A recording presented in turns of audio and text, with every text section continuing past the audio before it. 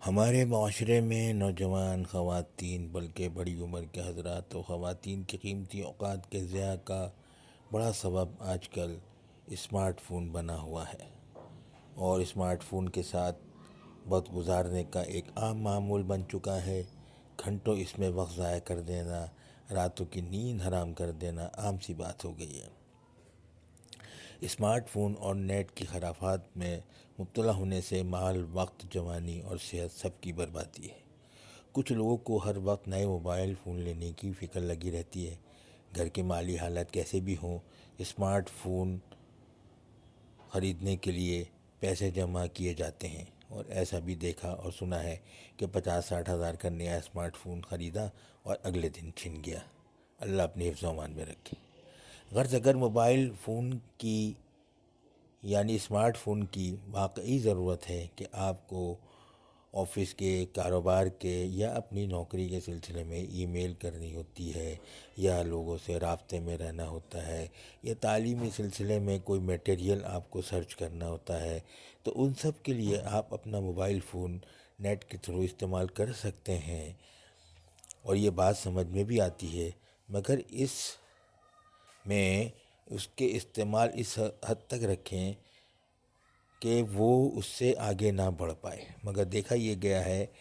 کہ وہ کام تو تھوڑی دیر میں ختم ہو جاتا ہے، اس کے بعد اسمارٹ فون پر غیر ضروری وقت ضائع کیا جاتا ہے، اور جتنا وقت ہم اس اسمارٹ فون کو استعمال کرنے میں لگے رہتے ہیں، اس وقت میں نہ جانے کتنے اچھے کام ہم کر سکتے تھے، مگر ہم نے اپنی ترجیحات بدل ڈالی ہیں۔ اکثر اس بات کا خود مشاہدہ کیا گیا ہے کہ ریسٹورنٹ میں کوئی فیملی میاں بیوی کھانا کھانے آئے اور ان کے ساتھ 1-2 چھوٹے بچے 2 سال 3 سال کے ہیں، تو وہ ان کو اپنے اپنے موبائل فون میں گیم لگا کر دے دیتے ہیں، اور اب یہاں سے ایک غیر شعوری طور پر بچے کو اس اسمارٹ فون کی لت لگنی شروع ہو جاتی ہے۔ اس کے بعد اس بچے کو اگر وہ والدین اسمارٹ فون نہیں دیتے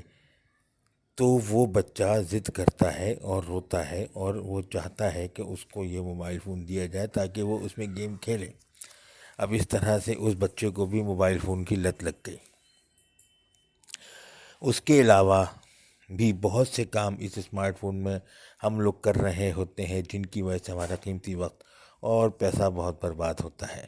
مگر احساس تک نہیں ہوتا۔ خواتین بھی اس سلسلے میں مردوں سے کافی آگے ہیں، اور اسمارٹ فون کے غلط استعمال میں خواتین کی بہت بڑی تعداد بھی شامل ہے۔ اس کے ذریعے سے وہ اپنی من پسند خواتین سے رابطے میں رہتی ہیں، یعنی من پسند سے مراد جن سے بہت اچھی دوستی ہے، تعلقات ہے، خوب غیبتیں کرنا دوسروں کی آسان ہوتا ہے، یہ مراد ہے۔ اب چاہے وہ رشتہ داروں میں ہوں یا دوست میں ہوں، اور غیر ضروری طویل بات چیت، غیبت اور نہ جانے کیا کیا کر کے اپنا وقت ضائع کرتی رہتی ہیں بیچاری۔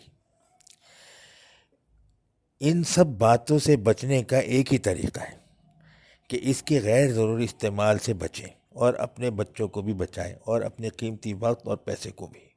اور سب سے بڑی بات تو یہ ہے سوچنے کی کہ اللہ کو ناراض کرنے سے بچیں،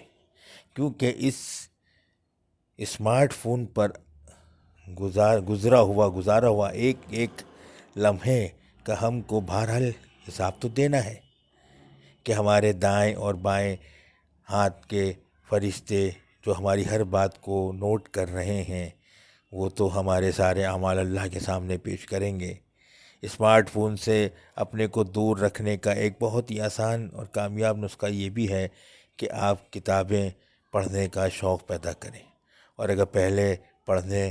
کا شوق تھا مگر اسمارٹ فون کے استعمال کی وجہ سے چھوٹ گیا ہے، تو اس سلسلے کو دوبارہ شروع کر دیں فوراً، اور اللہ سے دعا بھی کرتے رہیں۔ اللہ ہم سب کو اس اسمارٹ فون، اس دور کے دجالی یعنی اس اسمارٹ فون کے فتنے سے بچائے۔ اسمارٹ فون سے اپنے آپ کو بچائیں، اپنی زندگی کو سکون و اطمینان سے سجائیں۔ جزاکم اللہ خیر۔